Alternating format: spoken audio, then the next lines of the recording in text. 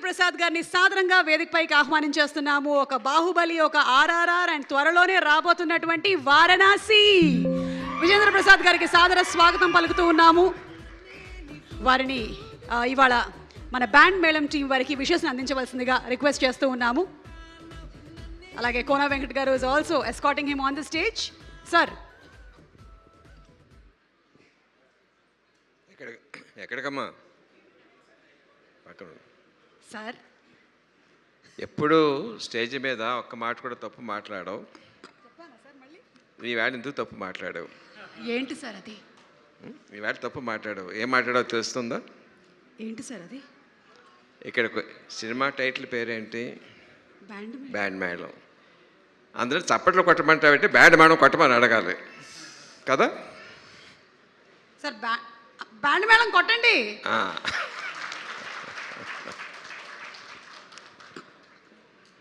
మామూలుగా musical instruments వాయించాలంటే guitar ఒకటి వాయించుకోవచ్చు, తబలా ఒకటి వాయించుకోవచ్చు, లేకపోతే హార్మోనియం వాయించుకోవచ్చు, ఫ్లూట్ వాయించుకోవచ్చు. బట్ 10 మంది వాయించాలంటే వాళ్ళందరి మధ్యన కోఆపరేషన్, కొహెషన్ ఉండాలి.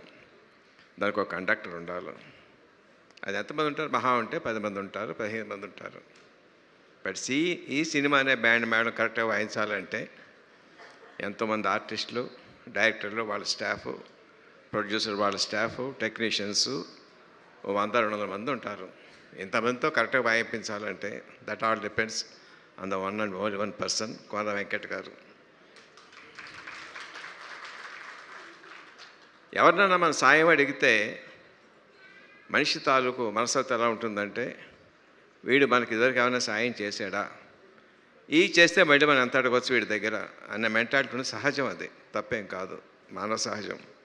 But one and only person Venkata గారిని ఏదైనా సాయం అడిగితే ఇంతే అడిగారు, ఇంతకన్నా ఎక్కువ చేయడానికి వీలుంటుందా అని ఆలోచిస్తారు తప్ప వీడి దగ్గర నుంచి మళ్ళీ మనం ఏం పొందుదామని చెప్పి ఆలోచించే మనిషిని ఆ తత్వం ఇలా చూడలేదు వెంకట గారు. ఎర్ ట్రూ ఫ్రెండ్ అండి, ఎర్ ఫ్రెండ్ ఇన్ డీట్. సో అట్లాంటి మంచి మనిషి తాలూకు ఆధ్వర్యంలో చాలా బాగా వచ్చి ఉంటుంది. అందరూ చాలా వాళ్ళ పనులు చాలా బాగా చేస్తూ ఉంటారని నా పరిపూర్ణ నమ్మకం ఉంది. I wish all the best for each and every technician and artist in the movie. All the best. God bless you.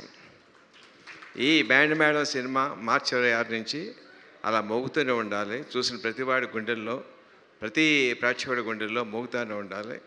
అందరి టెక్నీషియన్స్కి, అందరి ఆర్టిస్ట్కి చాలా మంచి విజయం చేకూర్చాలి. God bless you. సార్, ఒక చిన్న ప్రశ్న సార్. అంటే ఈ స్కూల్కి సంబంధించినటువంటి కథ, అమ్మాయి ఏమో బాగా చదువుకుంటుంది, అబ్బాయికి ఏమో అంతగా చదువు అవ్వలేదు. అంటే మన యాదగిరి రాజమ్మ సంగతి చెప్తున్నాను. మీ స్కూల్ డేస్లో మీరు మెరిట్ స్టూడెంటా సార్? అంటే మెరిట్ స్టూడెంట్తో పోల్చుకుంటే తక్కువతో పోలిస్తే మెరిట్ స్టూడెంట్ని. Same sir. ఓకే. మరి నేను ఎన్నో ప్రశ్న అడగవచ్చా సార్? అడగండి సార్. ఇందాక అడిగి ఆ అబ్బాయి చాలా మంది ట్రై చేశాడు, ఎవరికి పడలేదని చెప్పని, ఎవరు పడలేదు అని చెప్పాను కదా. నువ్వు ఎంతమంది అబ్బాయిలు హార్ట్ బ్రేక్ చేసావు?